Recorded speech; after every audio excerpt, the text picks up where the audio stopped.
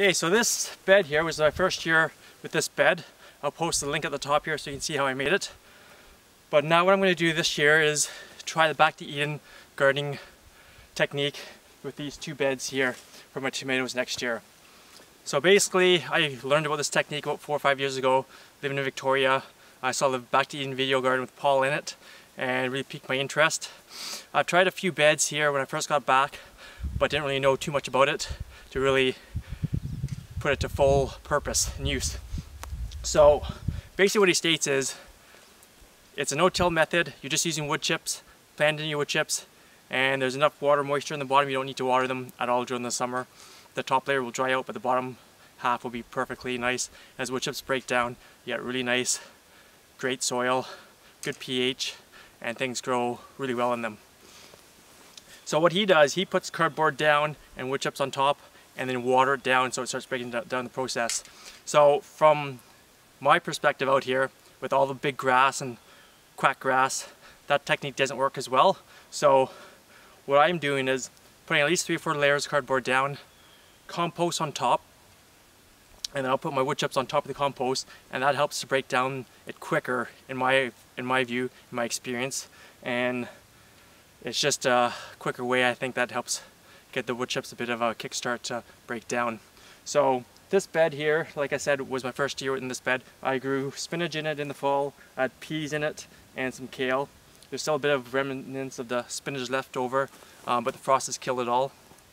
It's about November 14th right now, and a lot of what I did was with the pea shoots here, I just left them, or the stalks, I just left them in the ground, because that's going to put more nutrients into it, and as well the peas bring up nitrogen, and that's one reason I don't do the no-till. So I just leave everything back in there, the nitrogen stays in there, I'm not moving it, the soil gets nice and loose, and it's good to go. So what I'm going to do, I've got my, this is basically all compost. I brought 2 buckets of just compost over that I've got.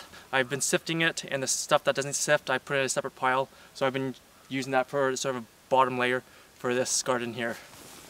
So I've just got 2 small buckets. I don't need too much, because the wood chips will do what I need them to do. So this is basically just going to give me a little bit of nutrient boost for the spring.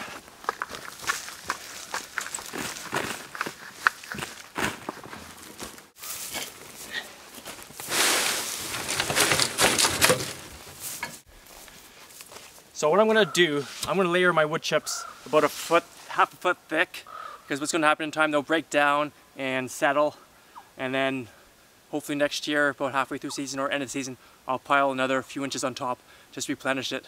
So as it carries on through its process, there will always be wood chips always breaking down from the bottom to the top.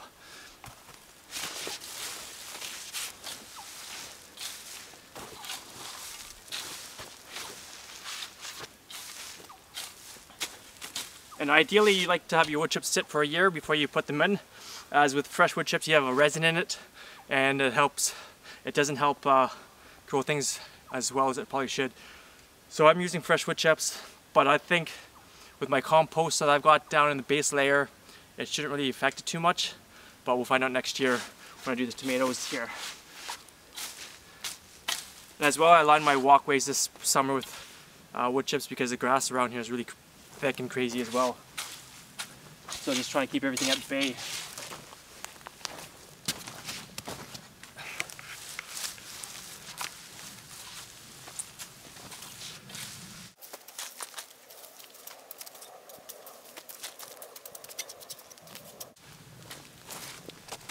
Okay, so normally if this was a springtime, I would take some water and water it really well, because I would have cardboard underneath there that needs to start breaking down and having help break down stuff.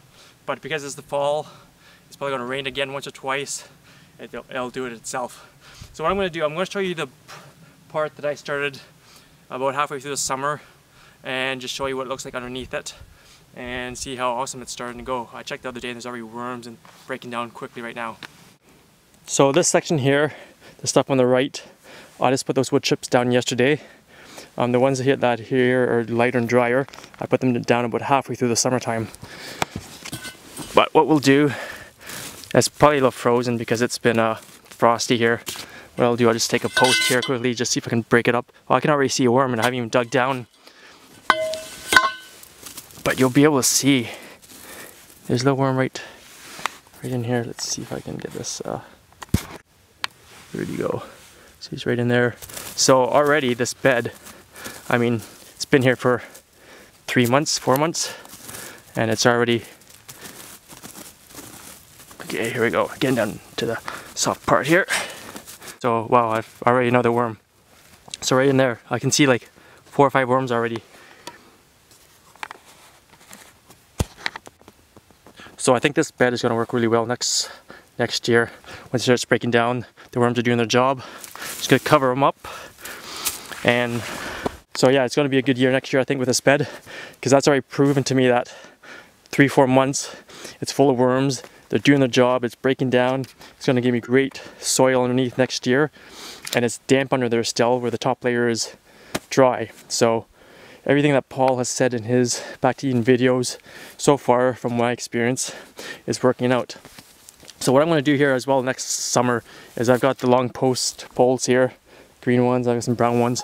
Found them all free at the dump, which is a bonus. I'm just going to pop them on the top here, on the top of the post here. 1, 2. And I will be doing a